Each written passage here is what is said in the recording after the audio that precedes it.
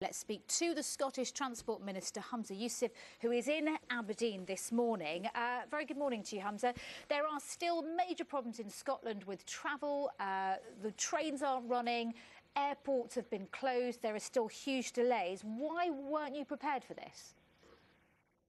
Well, I don't agree with the premise of your question, first of all.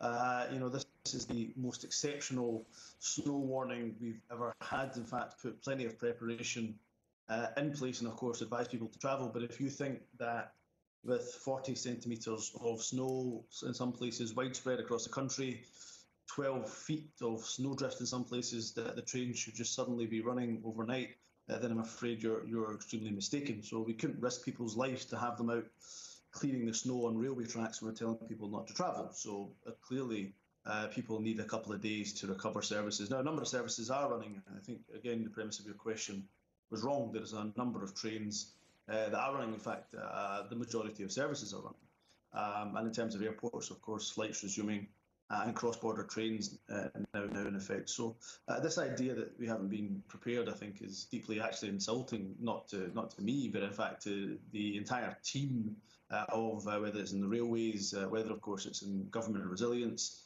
whether it's in the bus sector or anyone else.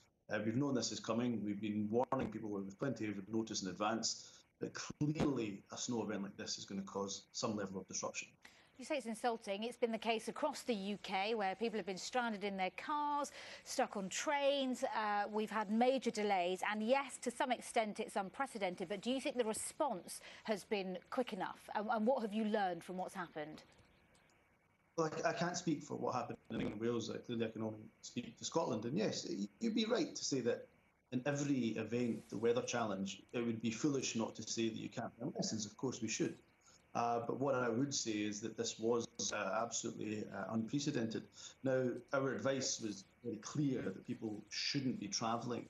I think where we've got to try to look at issues for the future, and I've been saying this for a couple of days now, is when we issued, or when the Met Office issued their red warning, we clearly still saw too much traffic on the road, particularly HGVs and lorries, which ended up jackknifing and causing some severe problems in the trunk road network. So I think we've got to have well, I will be having a conversation with the likes of the Road Haulage Association and others to see what we can do to try to mitigate some of it.